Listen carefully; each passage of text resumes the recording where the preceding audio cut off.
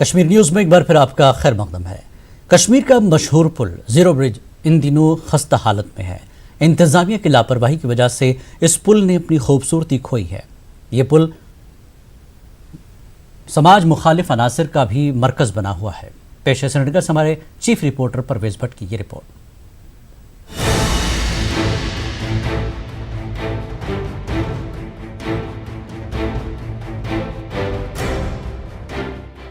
50 کی دہائی میں بنے اس برج کو جموں کشمیر کی سابق حکومت نے تجدید و مرمت کا کام کرا کر سجایا تھا۔ اپنی خوبصورتی سے یہ برج مقامی لوگوں کے ساتھ ساتھ سیاحوں کے لیے بھی تفریح کا مرکز بن گیا۔ آئے دن سینکڑوں لوگ یہاں آ کر وقت گزارتے ہیں، مگر انتظامیہ کی لاپرواہی کی وجہ سے اس برج نے اب اپنی خوبصورتی کھو دی ہے۔ کچھ سماج مخالف عناصر نے اس پل کو خستہ کیا۔ کروڑوں روپے کی لاگت سے بنی لکڑی کی کاریگری کو توڑ دیا گیا، ساتھ ہی لکڑی سے بنے بجلی کے کھمبے بھی توڑ دیے گئے ہیں۔ پل کی دیکھ ریکھ کے لیے انتظامیہ نے کوئی بھی اقدام نہیں کیا۔ اب مقامی لوگوں نے پل کی تجدید و مرمت کرا کر اسے پہلے جیسا بنانے کا انتظامیہ سے مطالبہ کیا ہے۔ پہلے یہاں آیا تھا ایک اچھا سا پیس یہاں پہ فیل ہوتا تھا بندے کو کہ یہاں پہ آئے ہیں، چلو آپ یہاں پہ، بٹ ناوڈیز جب میں یہاں پہ انٹر کیا سو آئی واز لائک یہاں پہ آپ کوڑا دیکھ سکتے ہیں آلریڈی کتنا کوڑا کرکٹ ہے یہاں پہ جلایا گیا ہے۔ یہ دیکھیے، یہ خستہ حال ہو گئے، اندر سے باہر بھی اس کے تالا بھی رکھتا ہے، اس کے دروازے بھی تھا، یہ کیبن کے ساتھ اندر تھا، چونکہ یہ اس کے آج بربادی، کھڑکی بھی توڑ دیا، دروازے بھی توڑ دیا، اندر سے اتنا کیجڈ ہے، اس کے میل ہے اندر، سارا باتلے پھینکا، بسکٹ پیکٹ، لیز پیکٹ بھی سارا ہی پھینک دیا انہوں نے، کیونکہ اس کی تھوڑا سا کیل بھی خراب ہو گیا پل پر، کسی وقت کو ڈر بھی لگتا ہے نیچے گر جائیں گے، کیونکہ اس کو پورا مرمت کریں گے تاکہ اچھا بن جائے۔ واضح ہے کہ یہ پل ان دنوں سماج مخالف عناصر کا مرکز بھی بن گیا ہے۔ پل پر ان دنوں جوا، شراب نوشی اور چھیڑ چھاڑ کی کافی واردات پیش آ رہی ہیں۔ ان سماج مخالف عناصر نے اس پل کو جلانے تک کی کوشش کر ڈالی تھی، مگر مقامی لوگوں کی بروقت کارروائی نے پل کو بچا لیا۔ مقامی لوگوں نے پل کی نگرانی اور سی سی ٹی وی کیمرہ لگانے کا یہاں مطالبہ کیا ہے۔ چلنا ہمارا محال ہے۔ ہم نے اتھارٹیز کو پہلے تو مبارکباد دیتے ہیں، جن اتھارٹیز نے، جن حکومت نے اس برج کو بنایا، اب کیسے ویسے یہ بن گیا۔ یہ ایک تو خوبصورتی کشمیر کی تھی، کیونکہ جیسے لنڈن میں برج بنائے گئے اسی پیٹرن پہ اس کو بنایا گیا تھا۔ اگر یہ بنایا گیا یہ بہت اچھی بات ہے، لیکن معاملہ اس وقت خراب ہوا کہ یہاں جو بھی کشمیر سے آتے تھے چرسی، شراب پینے والے یا ڈرگس کرنے والے، وہ یہیں بیٹھتے تھے، اور کسی لڑکے کو اگر کچھ ایسے بیٹھنا تو کوئی بری بات نہیں ہے، مس بیہیویئر کے ساتھ یہاں بیٹھتے ہیں کہ جو مطلب قابل قبول بات نہیں ہے۔ اتھارٹی کے حوالے یہ کیا گیا تھا، ان کے لیے تو میں یہی کہنا چاہوں گا دیٹس ویری انفارچونیٹ کہ انہوں نے پھر اس کو کیئر نہیں کیا۔ وادی کشمیر میں یہ ایسا پہلا واقعہ نہیں ہے۔ سانحہ یہ ہے کہ یہاں ترقیاتی کاموں کو بڑے پیمانے پر چلایا تو جاتا ہے، مگر کام مکمل ہونے کے بعد انہیں خدا کے نام پر چھوڑ دیا جاتا ہے۔ یہی کچھ حال اس تاریخی ورثے کے ساتھ بھی ہوا۔ انتظامیہ کو اب بیدار ہونے اور اس معاملے کا سنجیدہ نوٹس لینے کی بے حد ضرورت ہے۔ سری نگر شہر میں اس زیرو برج کی ایک اپنی اہمیت ہے اور ایک اپنی افادیت ہے۔ یہاں ہزاروں کی تعداد میں لوگ دن بھر آتے ہیں اور یہاں پہ سیر و تفریح کر کے اور اپنا دن کا تھوڑا وقت یہاں بتاتے ہیں۔ تاہم حکومت کی عدم توجہ کی وجہ سے یہاں اس برج کو بالکل خستہ حال چھوڑ دیا گیا ہے۔ تاہم یہاں کے لوگ جو ہیں وہ چاہتے ہیں کہ اس برج کے حوالے سے سرکار کچھ ضروری اقدام اٹھائے اور اس برج کی شان رفتہ جو ہے ایک بار پھر سے بحال کرے۔ ایوب خان کے ساتھ پرویز بھٹ، نیوز 18 اردو، سری نگر۔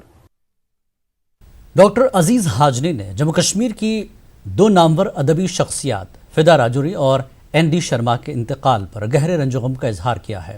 عزیز حاجنی نے کہا کہ کشمیری اور ڈوگری زبانوں کے ان جید سفیروں کے ساتھ ان کے ذاتی تعلقات تھے۔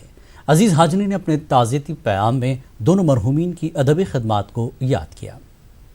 ریاستی کلچرل اکیڈمی کے سابقہ سیکریٹری اور ڈوگری اور انگریزی زبان کے بہت بڑے ساہتکار پروفیسر نیلم بردیو شرما صاحب کا دلی میں انتقال ہوا ہے کل، اور آج صبح راجوری سے وابستہ کشمیری اور اردو، پہاڑی، گوجری کئی زبانوں میں لکھتے تھے جناب عبدالرشید فدائی صاحب، ان کا آج انتقال ہوا ہے۔ मैं इन दोनों शख्सियात से ज़ाती तौर वाबस्ता था और जहाँ तक अब्दुल-रशीद फ़िदा राजौरी साहब का ताल्लुक़ है, उनकी 1.5 दर्जन से ज़्यादा किताबें छप चुकी हैं और इस वक्त 6 किताबें प्रेस में हैं और इस तरह से अंदाज़ा लगाया जा सकता है कि ये कितने बड़े कसीरुल कलाम और कादिरुल बयान अदीब थे। नीलंबर देव शर्मा साहब के साथ मेरी कई मुलाकातें हुई हैं। वो इनिशियली अंग्रेज़ी के प्रोफेसर थे, लेकिन बाद में उन्हें रियासती कल्चरल एकेडमी में कई बरसों तक सेक्रेटरी के तौर पर भी काम करने का मौका मिला और बाद में वो वाइस प्रेसिडेंट भी रहे चंद बरसों तक रियासती कल्चरल एकेडमी के। इन दोनों अदबी शख्सियात के इंतकाल पर मैं बतौर कन्वीनर कश्मीरी एडवाइजरी बोर्ड साहित्य academy, convener northern regional board साहित्य एकेडमी दुख का इजहार कर रहा हूँ और हमारी कोशिश ये रहनी चाहिए कि इन दोनों राइटर्स की जो अनपब्लिश्ड बुक्स हैं उनको मंज़र-ए-आम पर लाएं। सरकारी दफातर में असातिज़ा को डिटैच करने के हवाले से 12 जून को जारी किया गया हुक्मनामा फिर एक बार नाकाम होने जा रहा है, क्योंकि मुख्तलिफ बहानों से इस हुक्मनामे को आज तक अमलाया नहीं गया है। 12 जून को जारी किए गए हुक्मनामे के मुताबिक CEO, ZEO और दूसरे दफातर में 200 के करीब असातिज़ा पिछले 10 सालों से काम कर रहे हैं और इन असातिज़ा को 2 दिनों के अंदर अंदर डिटैच करने को कहा गया था। वाज़ेह है कि महकमे तालीम में सुधार लाने के हवाले से महकमे तालीम के principal secretary doctor Asghar Hussain Samoon के ट्विटर हैंडल पर लोगों ने इस कदम को काफ़ी सराहते हुए इस हुक्मनामे की नाकामी के हवाले से पहले ही खदशात का इजहार किया था। उधर CEO बांडीपुरा का कहना था कि उन्होंने अपने दफ्तर में काम कर रहे 4 असातिज़ा को डिटैच तो किया है, ताहम CEO के मुताबिक ज़रूरत के पेश नज़र वो इन असातिज़ा की खदमात को यकसर ख़त्म करने से कासिर हैं। वाज़ेह है कि बांडीपुरा में एक उस्ताद DC ऑफिस में जबकि गुरेज में SDM ऑफिस में एक उस्ताद के तैनात होने की भी इतला है और उन्हें भी अभी तक डिटैच नहीं किया गया, जबकि बावसूख ज़राए के मुताबिक महकमे के एक और मुलाजिम को पिछले कई सालों से DC की रिहाइशगाह पर तैनात रखा गया है।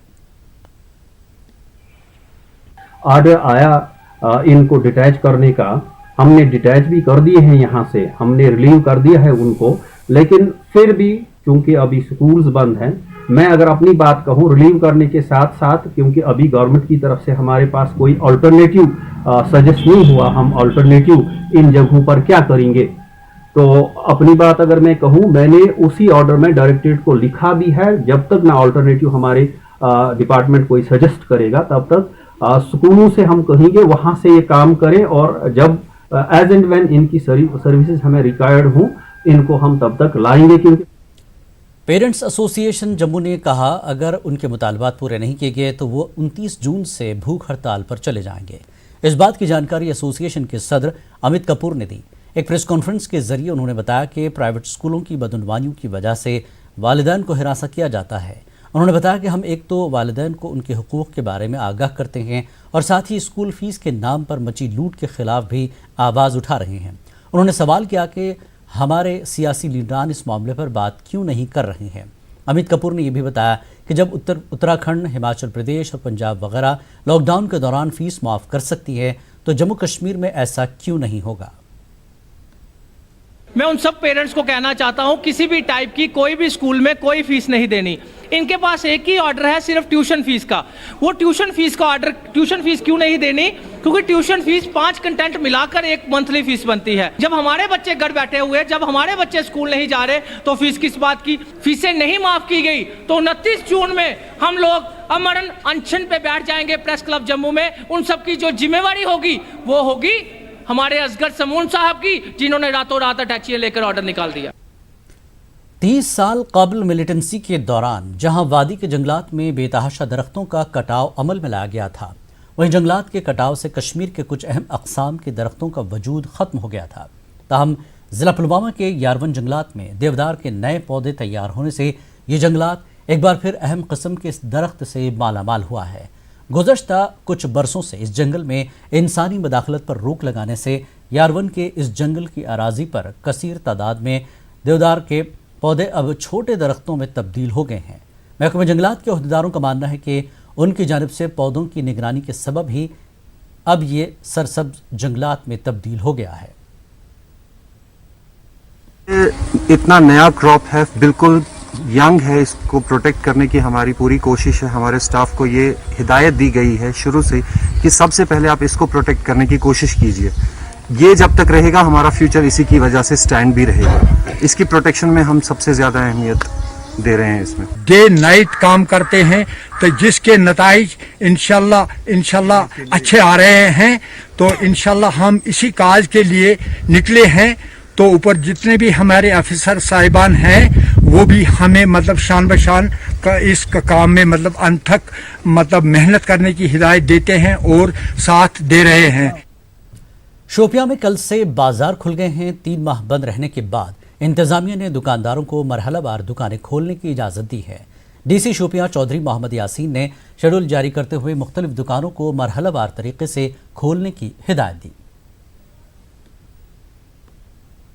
को खोलने के लिए हम उसकी सराहना करते हैं। लोग यहाँ मतलब ऐसा खरीदने के लिए आते हैं और बिल्कुल फिक्स्ड जो टाइम है 10 to 2 या 11 to 3 वो बिल्कुल कम है। हम डिस्ट्रिक्ट एडमिनिस्ट्रेशन से अपील करते हैं कि जो गाइडलाइन इशू की है और जिनके लिए फिक्स्ड टाइम किया गया है उनके लिए फुल टाइम दिया जाए ताकि उनको दिक्कतों का सामना। वक्त एक और ब्रेक के बाद फिर लौटेंगे।